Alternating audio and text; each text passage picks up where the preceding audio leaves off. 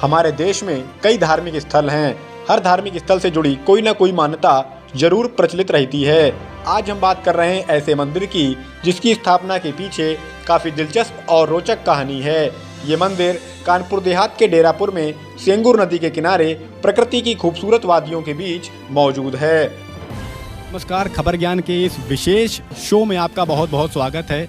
इस शो में हम हमारे देश में स्थित अलग अलग जगहों पर, अलग अलग स्थानों पर स्थित विशेष जगहों को दिखाने की कोशिश करते हैं। विशेष जगहों को दिखाते हैं, विशेष स्थानों को दिखाते हैं, वहाँ स्थित स्मारक हों, मंदिर हों या कई अन्य जो पौराणिक महत्व के और शास्त्रीय महत्व कह सकते हैं, पौराणिक महत्व के जो मंदिर हैं वहाँ हम जाते हैं और अलग अलग जो विशेष महत्ता वाले स्थान हैं उन जगहों को दिखाने की कोशिश करते हैं। तो इसी क्रम में आज हम कानपुर देहात के डेरापुर स्थित कपालेश्वर महादेव मंदिर में आए हुए हैं और इसके यहाँ स्थापित होने के पीछे कई दिलचस्प कहानियाँ भी मौजूद हैं। कई दिलचस्प कहानियाँ जो हैं वो प्रचलित हैं, इसके बारे में भी हम जानेंगे समझेंगे। लेकिन सबसे पहले आपको मंदिर की स्थिति दिखाना चाहते हैं कि मंदिर जो है वो स्थित कहाँ है।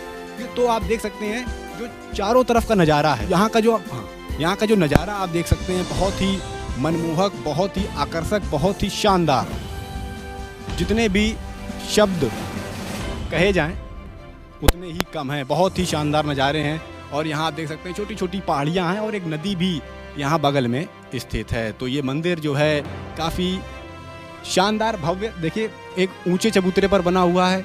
इसकी आप गुंबद देख सकते हैं, खूब बड़ा सा गुंबद है और बड़ी संख्या में श्रद्धालु, खासकर सावन के महीने में हर सोमवार को बड़ी संख्या में यहाँ श्रद्धालु उमड़ते हैं, यहाँ भीड़ उमड़ती है लोगों की। मंदिर की स्थापना के पीछे एक रोचक कहानी है। वो रोचक कहानी क्या है ये मंदिर के संरक्षक और मुख्य पुजारी से ही जानते हैं। और ये देखिए कितना भव्य, कितना बड़ा मंदिर है और काफ़ी ऊंचे चबूतरे पर बना हुआ है। तो हमारे साथ देखिए बातचीत करने के लिए मंदिर के मुख्य पुजारी भी यहाँ मौजूद हैं। तो सबसे पहले पुजारी जी, क्या नाम है आपका?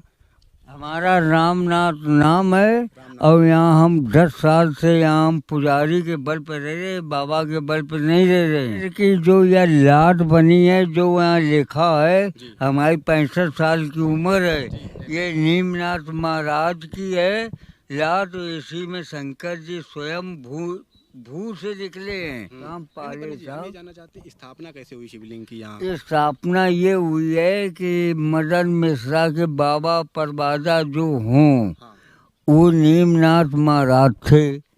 वो यहाँ तपस्या करते थे। हिंद से सिराए तक उन्हीं की जमीन है, नीमनाथ महाराज की। और नीम नाराज पूजा और करते करते मर गए तो उनकी स्थापना यहीं पर कर दी गई। अच्छा पंडित जी, हमने एक सपने की कहानी सुनी कि किसी को सपना आया था, उसके बाद यहाँ शिवलिंग की स्थापना। अब जो हमारे जज साहब थे अंग्रेजों के जमाने में, जज साहब ये मदन मिश्रा के बाबा परबाजा, तो मदन मिश्रा के बाबा जज थे अंग्रेजों के जमाने में। उन्होंने ये मंदिर नाती को सपना दिया था, तो उन्हें अपनी नौकरी छोड़ करके ये मंदिर बनवाया। जज साहब ने अपनी नौकरी छोड़कर ये मंदिर बनवाया था। इस मंदिर का निर्माण 1894 में मेरे बाबा के पिताजी ने करवाया था। एक स्वप्न हुआ था कि तब की अमुक जगह पे मैं हूँ, तो दरवाजे पे हमारे एक मंदिर बना हुआ था। तो उस टाइम जिम्मेदारी का टाइम था। बाबा के पिताजी ने पूरी खुदाई कराई कि इस मूर्ति को अपने घर के मंदिर में, राम जानकी मंदिर में लेके आ जाएं, लेकिन इस मूर्ति का आदंत नहीं मिला। फिर स्वप्न हुआ कि जहाँ जिस स्थिति में उस स्थिति में मंदिर का निर्माण, तो वहीं सबसे पहले कुआं बनाया गया। कुआं के बाद बगल में ईंट पटवाई गई। ईंट पटवाने के बाद मंदिर का निर्माण किया। इस मंदिर के बारे में एक और बड़ी जिज्ञासा भरी कहानी मौजूद है जो इस मंदिर को अन्य मंदिरों से अलग बनाती है।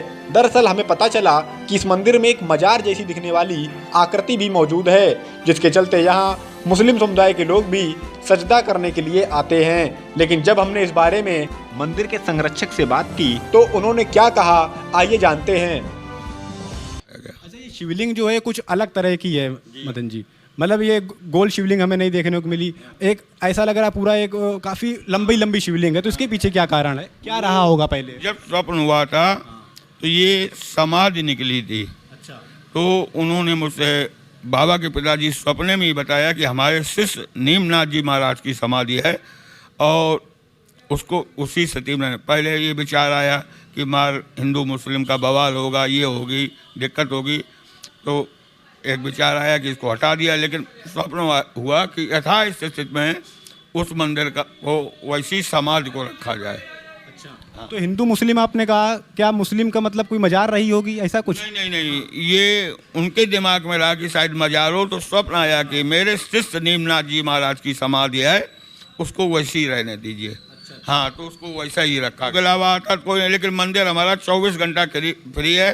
चाहे हिंदू आवे, चाहे मुस्लिम आवे, चाहे सिख आए, चाहे ईसाई आए, कोई भी किसी प्रकार का प्रतिबंध नहीं। यानी जो मुस्लिम है वो जो शिवलिंग है उसको एक क्या कहा जाता है उसको कि मजार के तौर पर उसकी सजदा करने आते हैं, अपनी जो उनकी पूजा विधि होती है वो करने आते हैं, या वो शिवलिंग की पूजा करने आते हैं? नहीं, आते नहीं लोग हैं, न मेले में आते हैं, न कभी आते हैं। हाँ, न एक आध लोग ये आ गए, महिलाएं आ गई तो अपने बतासा चढ़ाए, अपने बतासा चढ़ा के। मंदिर में मौजूद स्वयंभू शिवलिंग और उसी से सटी मजार जैसी दिखने वाली आकृति पर मुस्लिम समुदाय सजदा करता है, लेकिन संरक्षक का साफ कहना है कि वह आकृति शिवजी के शिष्य बाबा नीमनाथ जी की समाधि है, जिसका उल्लेख भगवान शिव ने स्वप्न में किया था। संरक्षक के मुताबिक फिर भी यदि मुस्लिम समुदाय के लोग यहाँ सजदा करने के लिए आते हैं तो उनके लिए कोई मनाही नहीं है।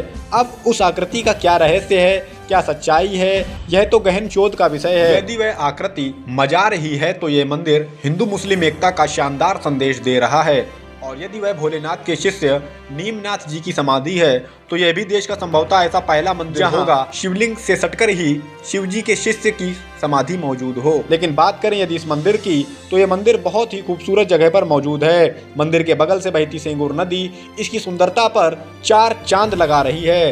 ये मंदिर कानपुर शहर से करीब 50 से 60 किलोमीटर दूर डेरापुर इलाके में है। कानपुर से यहाँ ट्रेन के जरिए आने के लिए सबसे करीब रेलवे स्टेशन रूरा है, जो लगभग 14 किलोमीटर की दूरी पर है। तो वहीं बाई रोड आने के लिए कानपुर दिल्ली हाईवे पर मौजूद मुंगीसापुर से यह मंदिर करीब 10 किलोमीटर दूर स्थित है।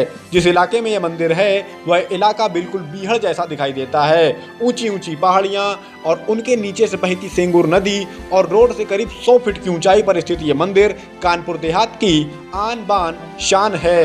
लेकिन हैरत में डालने वाली बात तो यह है कि इस मंदिर को अभी तक पुरातत्व विभाग का संरक्षण नहीं मिला है। इस बारे में जब मंदिर के संरक्षक से बात की गई तो उन्होंने क्या कहा, आइए जानते हैं। अच्छा, एक और चीज़ है कि कानपुर देहात के एक टूरिस्ट प्लेस के तौर पर इसको विकसित किया जा सकता है, और मैंने देखा है कि काफ़ी विकास भी है, काफ़ी लाइट वाइट भी लगी हैं। तो किसी का अधीन है ये, पुरातत्व के अधीन है या किसके अंडर में है ये, मतलब विकास कार्य? मैंने इस संबंध में माननीय योगी जी को, पुरातत्व विभाग को, माननीय सांसद जी को और माननीय नहीं भोले सिंह ने तो कई पत्र भी लिखे। हाँ, इटावा लोकसभा लगती है, सांसद कठेरिया जी को, लेकिन उस पर कोई शासकीय सुविधा नहीं आज तक उपलब्ध हुई। शासकीय सुविधा उपलब्ध नहीं हुई है।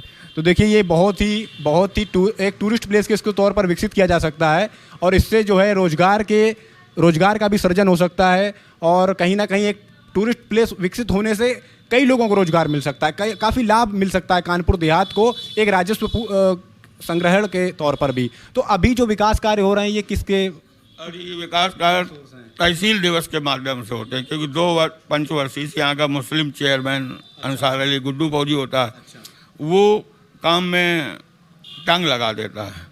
लेकिन हम तहसील दिवस के माध्यम से, जिलाधिकारी के माध्यम से, CDO जी के माध्यम से जो तहसील में प्रार्थना पत्र देते हैं, हमको यो मौजूदा समय में सपोर्ट करते हैं।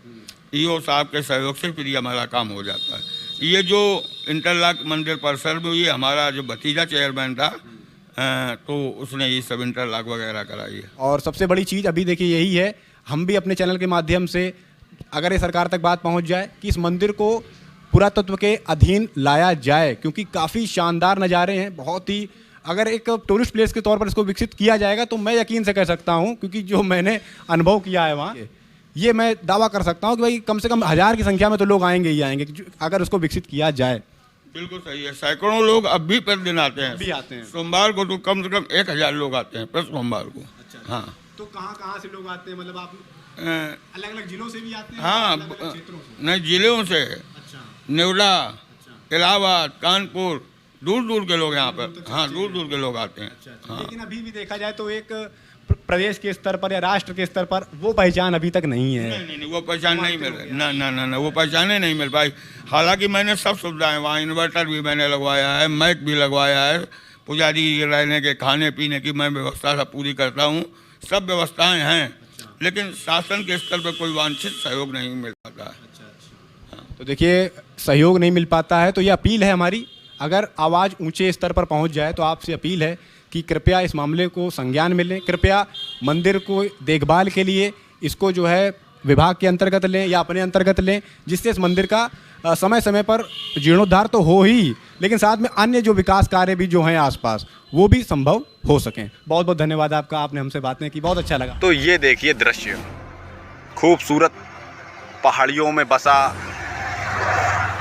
शानदार ये मंदिर, शिव मंदिर, कपालेश्वर महादेव मंदिर डेरापुर का।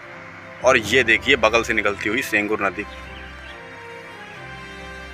कानपुर देहात का मसूरी इसे कहा जा सकता है। बहुत ही शानदार पहाड़ियाँ हैं, बहुत ही शानदार नज़ारे हैं, और सुबह सुबह सूर्योदय का समय है, और ऐसे में ये नज़ारे जो हैं ये और भी ज़्यादा मनमोहक हो जाते हैं। तो मैंने कल इस मंदिर के मुख्य संरक्षक से भी बात की थी, और उनकी भी डिमांड थी उत्तर प्रदेश सरकार से, योगी जी से उनकी एक मांग थी, अपील थी, और हमारी भी अपील है इस जगह पर घूमने के बाद कि भैया इसे एक अच्छे हिल स्टेशन के तौर पर विकसित किया जाए। नदी की साफ़ सफाई हो या मंदिर के आसपास विकास कार्य तमाम तरह के उनको कराया जाए, और इस मंदिर को एक बेहतरीन हिल स्टेशन के तौर पर, एक बेहतरीन पर्यटक स्थल के तौर पर विकसित किया जाए। और यदि इसको पर्यटक स्थल के तौर पर विकसित किया जाता है तो इससे न केवल डेरापुर को लाभ होगा, कानपुर देहात को लाभ होगा, बल्कि उत्तर प्रदेश की अर्थव्यवस्था को भी लाभ होने वाला है। पर्यटक स्थलों को सुधारना, पर्यटक स्थलों को संवारना जो है ये बहुत ज़्यादा ज़रूरी है। और बहरहाल तो इन नज़ारों को देखकर जो है शब्द कम पड़ जाते हैं। मैंने कल भी इसका बार बार जिक्र किया था जब मैं अंकित